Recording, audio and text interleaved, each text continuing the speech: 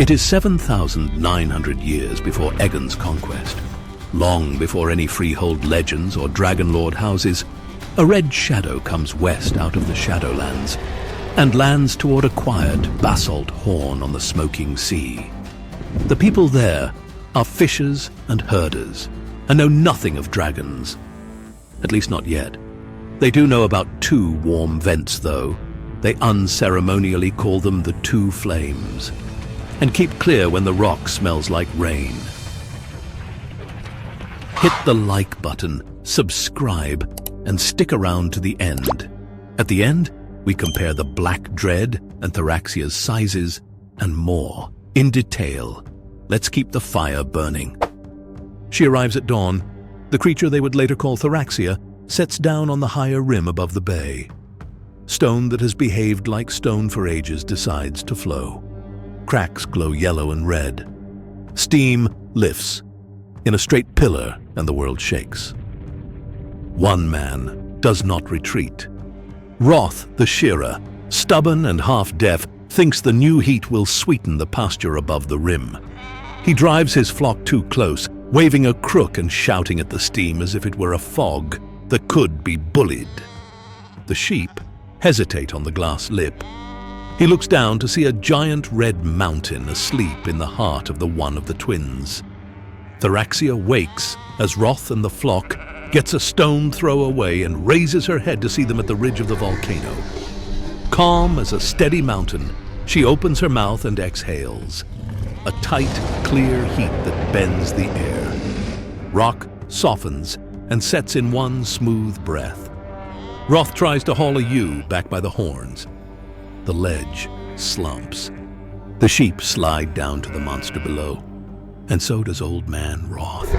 The village hears the sound before they see what happened. A single crunch, like a cartwheel snapping under load. Steam shifts, and for a blink, the people on the ridge see Roth between teeth as long as scythes, one boot still kicking, the crook pinned under his chest. Tharaxia lifts, tilts her head, and swallows. The flock scatters into the shallows. The villagers stop whispering mountain and learn the new word the hard way. She is not cruel. She is not kind. She is busy with purpose. She flew from the Shadowlands to the land west to nest. Her purpose would create politics, dynasties, and houses driven by the strength of dragons. Tharaxia puts her weight where the ground answers, listens, and breathes. The breath is not a torch. It is world fire, white, narrow, and steady, fusing rock into black glass and pulling deeper heat up to meet it. The two flames begin to talk to each other across the bay like distant drums. The villagers feel the beats in their knees. Someone, holding a crying child, finds the sentence that will last longer than any of them. The mountain moved, but it wasn't a mountain. In the days after the herder's death, excitement overtakes fear. The headland changes by inches and then by spans. A jagged lip smooths. A dull hole brightens. When wind skims the bay at night, it carries a hum you can feel on your teeth. People step their racks back and mark two safe paths with stacked stones. The rules are simple and firm. Don't cross bare rock when it smells like rain. Don't lay racks where the ledge sings with deep, hungry hums. And last of all, share the land with this new giant. Tharaxia hunts both in the sea and on land. She drags leviathans from deep water and drops them on the hottest shelves. One day when cool winds blew from the north, cooling down the Dothraki Sea, a dust cloud on the horizon turns into a pounding tide of hooves. A northern horde, hard men with bone bows and hair tied high, drives 100 horses along the raised steppe to raid a little farther south.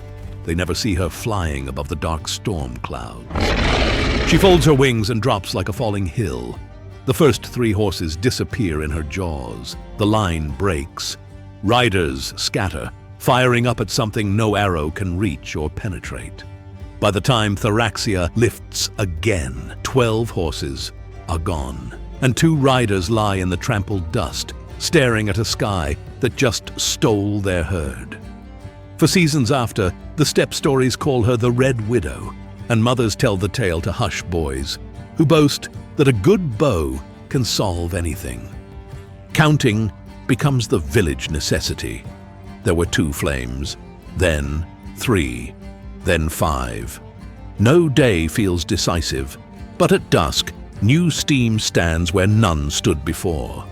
By the end of a handful of years, there are 8, and soon there were 10. Then, after one long night, when the ground purrs like a cat, 14. The ring is uneven and raw, but it's unmistakable. Steam climbs in pillars, unpeels into sheets, and drifts.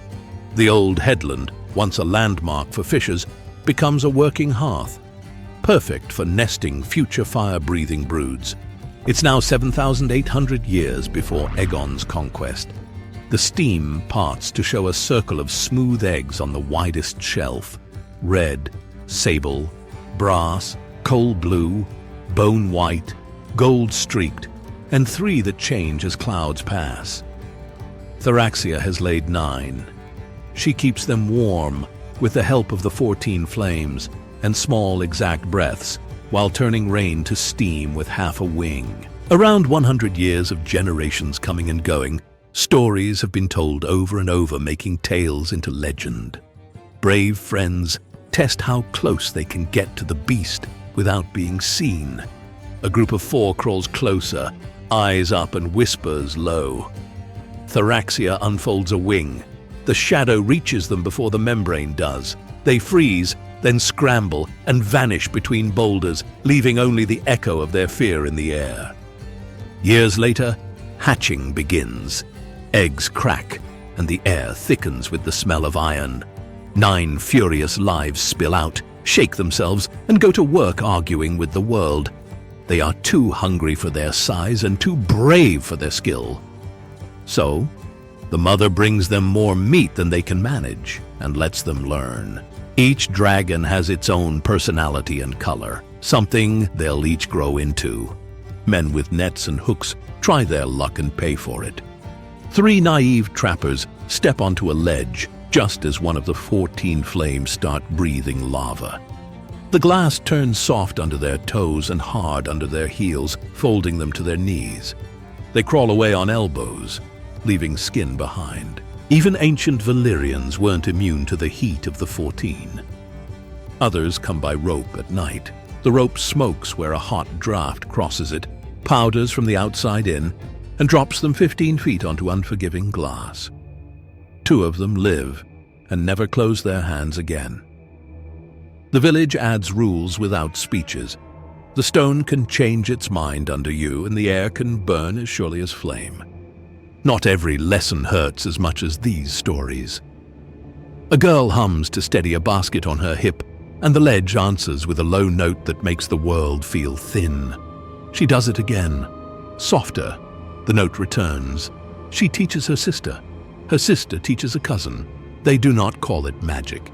They treat it like tide and wind, something you notice and match. Sometimes the hum pulls a dragon's head a handspan to the side.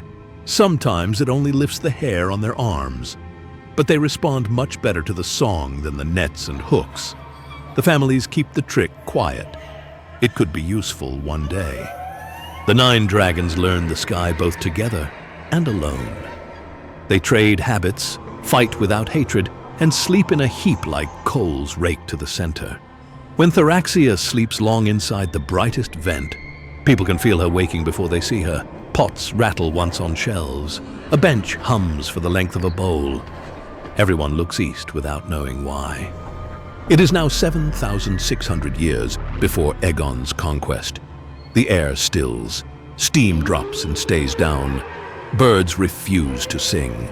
The 9 hover above the inner ring like beads on a string. Tharaxia climbs, opens to her full span, and beats 3 times. The glass walls sing in a thin, knife-clean voice. She clears the ring and climbs again without a glance back. The 9 follow, until their chests ache and their wings quiver. One by one, they turn. The coal-blue dragon, that still goes nameless, holds longest and falls back last, carving 2 white scratches of steam that hang above the bay. Those scratches point east. By the time they fade, the mother is a fleck against bright sky. By night, she is gone. No one says forever, though they might wish it.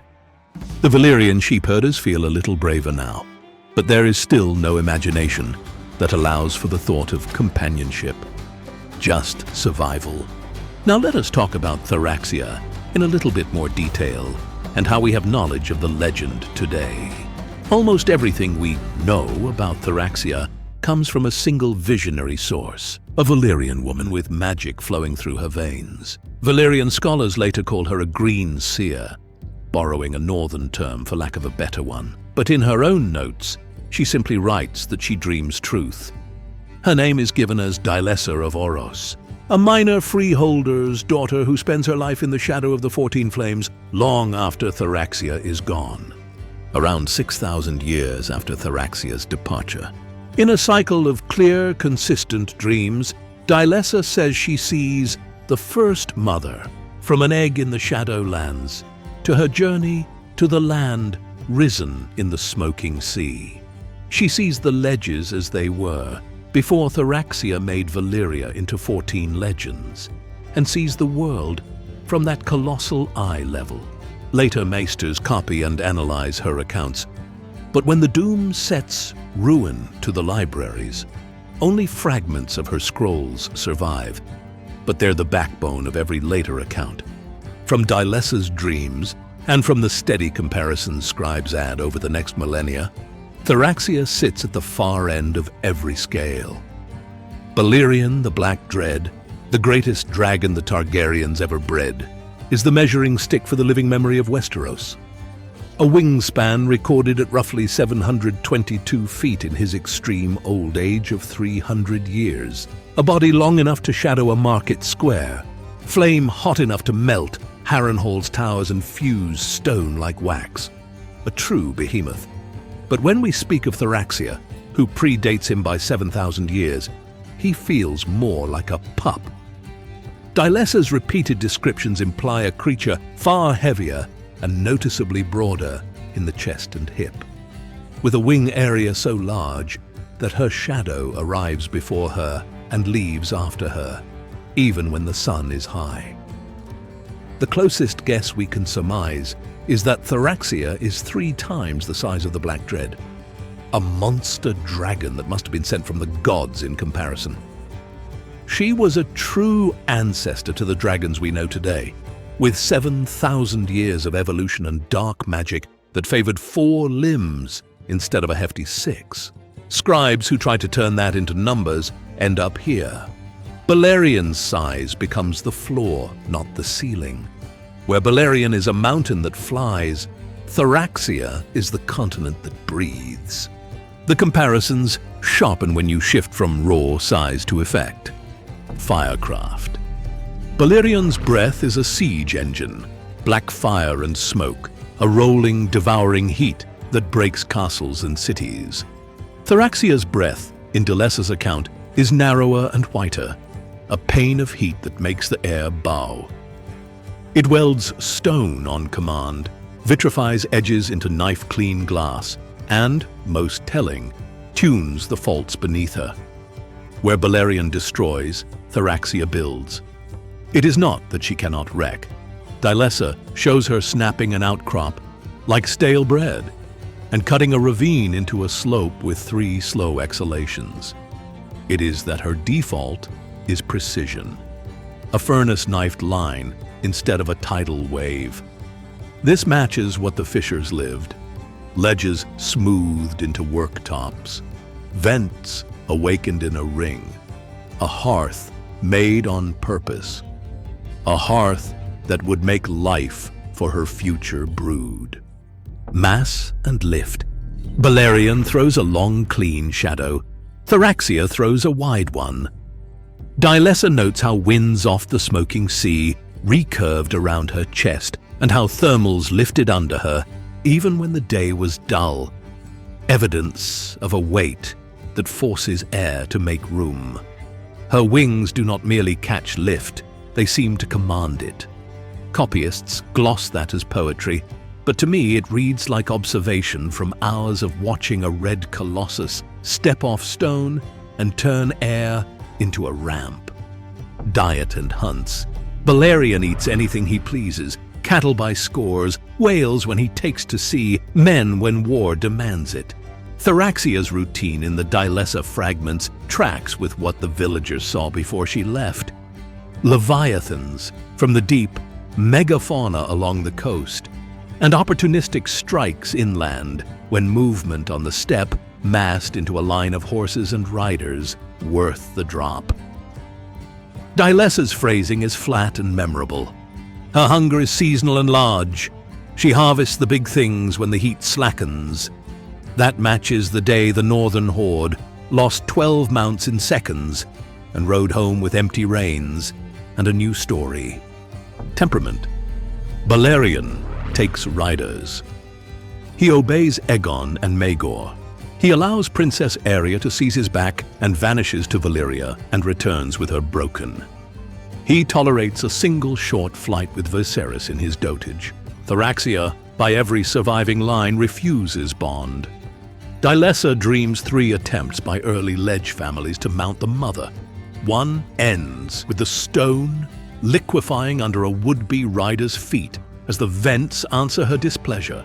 Another attempt ends with a single tilt of the head that folds the air and lays the man down gasping. And another with a woman standing at arm's length for a long, long minute until the eye blinks and the breath moves across her face like a kiln opening. She steps back and lives, and no one tries again. Intelligence and listening. Balerion learns the work of men. Burn Harrenhal, melt Aegon's enemies on the field of fire, darken skies above a city that needs convincing. Tharaxia learns the work of the earth, how the faults lie, how pressure migrates, how a narrow exhale here will wake a vent there an hour later. Range and departure. Balerion's longest recorded wander is with Princess Aeria, there and back again from Valyria, a trip that haunts a dynasty. Tharaxia's departure east is not a raid or a fit, it is a migration. Dilessa dreams the last climb the same way the fishers saw it. Calm morning, still air, the 9 strung like beads above the inner rim, then the mother rising until the sky eats her and does not give her back. Every Targaryen child raised on Dragonstone knows the short list of Balerion's riders and what each did with him. Dilessa gives us no rider for Tharaxia, no saddle, no chain. What she does give is the first habit: girls who hum, ledges that answer, whelps that tilt their heads, and a slow creep from watching to trying that will, generations later, harden into the training ladders of the Freehold. If you're looking for the seed of Valyrian dragon lore, it sits in her pages. Not a spell, not a treaty with gods, but the daily act of matching a rhythm. Balerion belongs to kings. Tharaxia belongs to the Ring of the 14 Flames. The last frank comparison belongs to the copyists. They write in the margin, "Set the Black Mountain and the Red Range side by side. One rules men, one builds mountains. If you count conquest, Balerion is the greater. If you count consequence and size, Tharaxia is." One afternoon of her work makes a shore into a furnace that spits out heat for 7,000 years. That is a kind of empire, even if it has no court. As for certainty, Dilessa's visions are all we have for the mother's interior life, and even she admits the limits of dream truth. "I stand as a flea on the rim and feel a will as wide as weather," she writes. "I can measure the results. I cannot measure the mind." Fair enough. The results are plain. A ring that breathes, 9 dragons that hatch, creating the start of a much larger empire.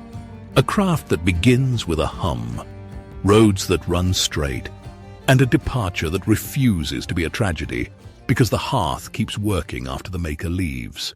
So the tale closes where all the good Valyrian legends do, with both names in one breath. Balerion the Black Dread, Rider Taken, City Breaker, Kingmaker, Tharaxia, Mother of Flame, Rider Refusing, World Forger, Ringsinger. If you must choose the greater shadow, pick the one that remains at noon long after its owner is gone.